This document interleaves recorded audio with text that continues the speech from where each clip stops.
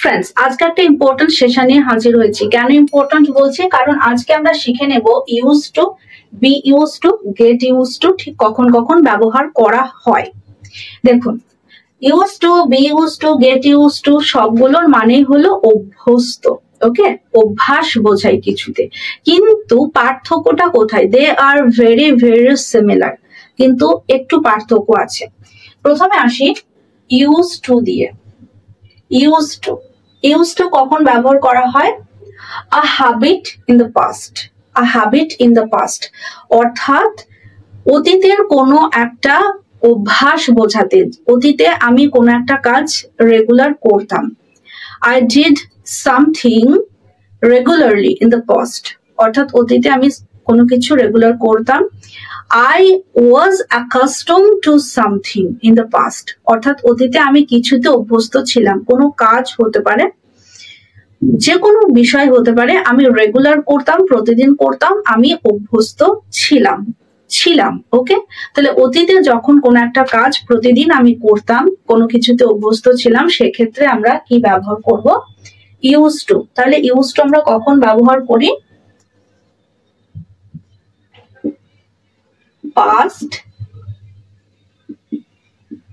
Habit বোঝাতে, past habit বোঝাতে, অর্থাৎ অতীতে আমি কিছু একটা কাজ করতাম, but now I don't do it anymore, অর্থাৎ আমি এখন ওই কাজটা করি না।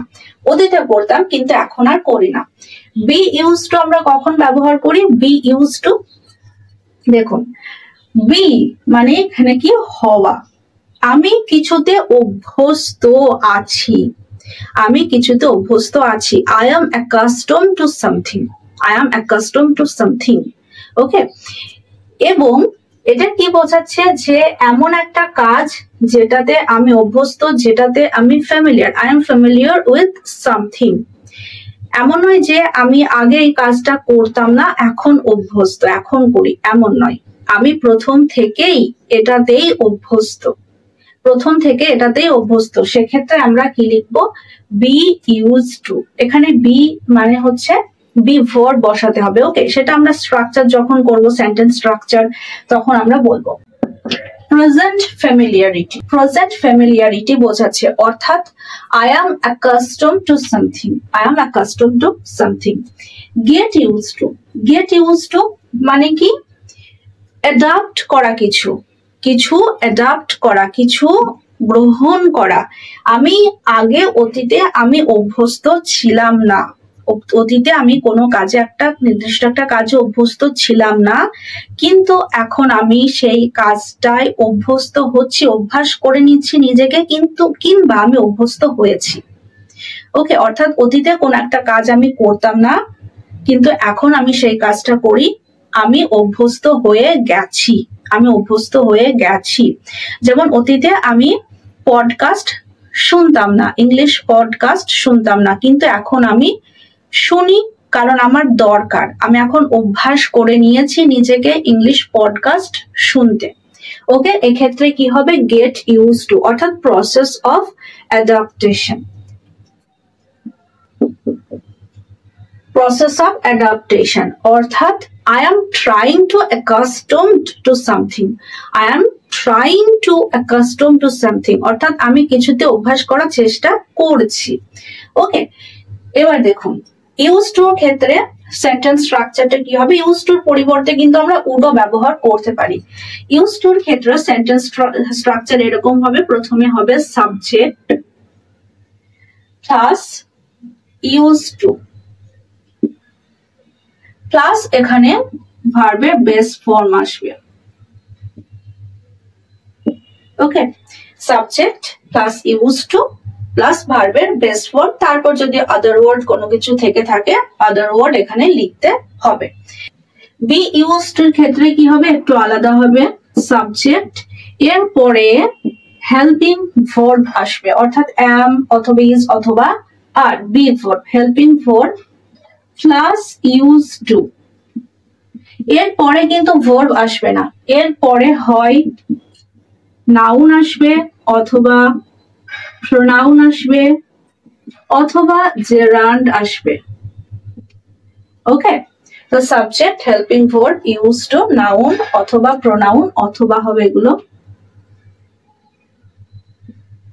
অথবা জেরান্ড। গেট ইউজ টুর ক্ষেত্রে একই স্ট্রাকচার ফলো করবে। Subject plus helping verb plus getting use to যদি আমরা অভ্যাস করি, বর্তমানে অভ্যাসের কাজটা যদি চলে, প্লাস এরপরে একইভাবে নাউন অথবা প্রোনাউন অথবা জেরান্ড। জেরান্ড। এবার দেখুন এর আর একটা সেন্টেন্স স্ট্রাকচার আছে, সেটা হলো কি subject plus goat use to. Goat use to আমরা কখন লিখবো? যখন আমি অভ্যাস করে নিয়েছি। আই হ্যাভ অ্যাডাপ্টেড সামথিং, অর্থাৎ আমি অলরেডি কিছু অ্যাডাপ্ট করে নিয়েছি, সেক্ষেত্রে আই অ্যাডাপ্টেড। সেক্ষেত্রে কি হবে? Goat use to. জেরান্ড। ওকে, যদি বলি এরকম একটা উদাহরণ, তিনটের ক্ষেত্রে একই উদাহরণ দিচ্ছি। এরকম যদি বলি ইউজ টুর ক্ষেত্রে, দেখুন এখানে আমি একটা অভ্যাস বলছি, I woke up early in the past, অর্থাৎ অতীতে আমি সকাল সকাল ঘুম থেকে উঠতাম। I woke up early in the past, but now I wake up late. অর্থাৎ কিন্তু এখন আমি লেট করে ঘুম থেকে উঠি, দেরি করে ঘুম থেকে উঠি। তাহলে এক্ষেত্রে আমি কি বলবো? ইউজ টুর ক্ষেত্রে আমরা কি বলবো? এক্ষেত্রে I used to wake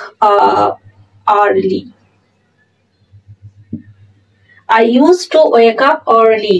ওকে, এটা মনে রাখতে হবে যে ইউজ টুর ক্ষেত্রে সব সময় এখানে ভার্ব আসবে, ইউজ টুর পরে সব সময় ভার্ব আসবে। এবার দেখুন যদি বি ইউজ টু হয় তাহলে কি বলবো? যে আমি বরাবরই সকাল সকাল উঠতে অভ্যস্ত, অর্থাৎ I am used to waking up early. I am used to waking up early. Waking এটা কিন্তু জেরান্ড। ওকে, এটা কিন্তু জেরান্ড, এটা কিন্তু ভার্ব হিসাবে কাজ করছে না।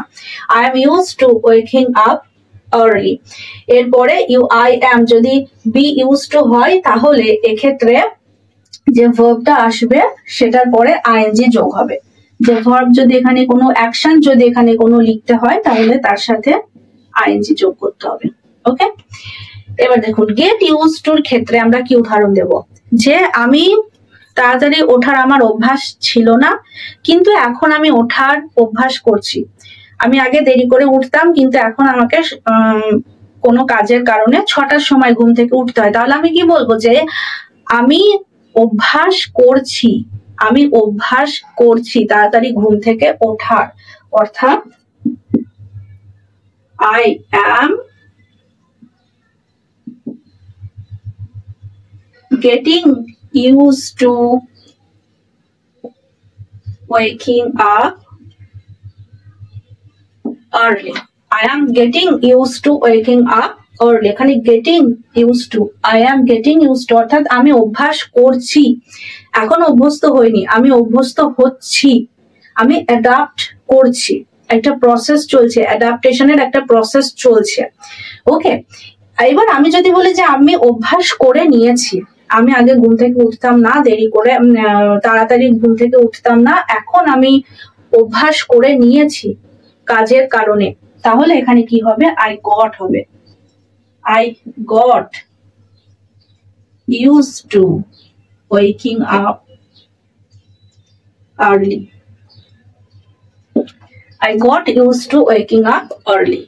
আর একটা উদাহরণ যদি বলি এরকম যে অতীতে আমার অভ্যাস ছিল হট অ্যান্ড ড্রাই ওয়েদারে বসবাস করার, অর্থাৎ অতীতে অভ্যাস ছিল, আমি রেগুলারলি ওই রকম ওয়েদারে বসবাস করতাম। তাহলে কি লিখবো? I used to লিখবো, এটা মাথায় রাখতে হবে। I used to live in a hot and dry weather. Okay, I used to live in a hot and dry weather. তারপর যদি বলি যে আমি অতীতে মুভি দেখতাম রেগুলার বেসিসে, অর্থাৎ আমার অভ্যাস ছিল অতীতে মুভি দেখা, তাহলে I used to watch movies. Okay, I used to watch movies. এবার দেখুন এই সেন্টেন্সটা I used to live in a hot and dry weather, এটা যদি বলি যে আমি অভ্যস্ত, ধরুন I live in Rajasthan and the weather of Rajasthan is very hot and dry. তাহলে কি আমি রাজস্থানে জন্মেছি, আমি রাজস্থানে বসবাস করি এবং সেখানকার আবহাওয়া এরকম, তাহলে আমি তো অভ্যস্ত, এটাকে অভ্যাস করে নিতে হয়নি। যেরকম আমরা ওয়েস্ট বেঙ্গলে যারা বসবাস করি, যারা জন্মেছি, ছোটবেলা থেকে সেখানে থাকি, আমরা ওই ওয়েদারে থাকতেই অভ্যস্ত, আমাদের এটাকে অ্যাডাপ্ট করতে হয়নি। বা এমন নয় আমি আগে অভ্যস্ত এরকম ছিলাম ঠান্ডা ওয়েদারে থাকার, এখন গরম ওয়েদারে থাকছি, এরকম নয়। অর্থাৎ আমরা আগে থেকেই অভ্যস্ত ওই ওয়েদারে থাকার। তাহলে অভ্যস্ত, আমরা আগে থেকেই অভ্যস্ত, এখনো প্রেজেন্টেও সেই অভ্যাস আছে আমাদের, সেক্ষেত্রে কি হবে?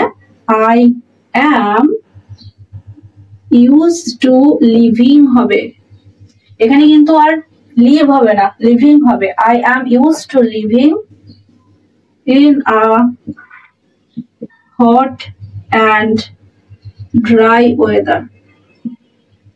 এটাকে যদি বলতাম যে আমি হট অ্যান্ড ড্রাই ওয়েদারে অভ্যস্ত, তাহলে লিভিং লেখার প্রয়োজন ছিল না। I am used to hot and dry weather. এই সেন্টেন্সটা I used to watch movies, এটা আগে অভ্যাস ছিল। এবার আমার যদি অভ্যাস থাকে, ছোটবেলা থেকে অভ্যাস থাকে আমার সিনেমা দেখা, প্রচুর মুভি দেখা, আমি অভ্যস্ত, প্রেজেন্ট মোমেন্টে আমি অভ্যস্ত, তাহলে কি বলবো? I am used to, তখন কি হয়ে যাবে? watching movies. I am used to listening to English podcast. Okay, get used to তাহলে কি হবে? নিশ্চয়ই বুঝতে পারছেন কি হবে।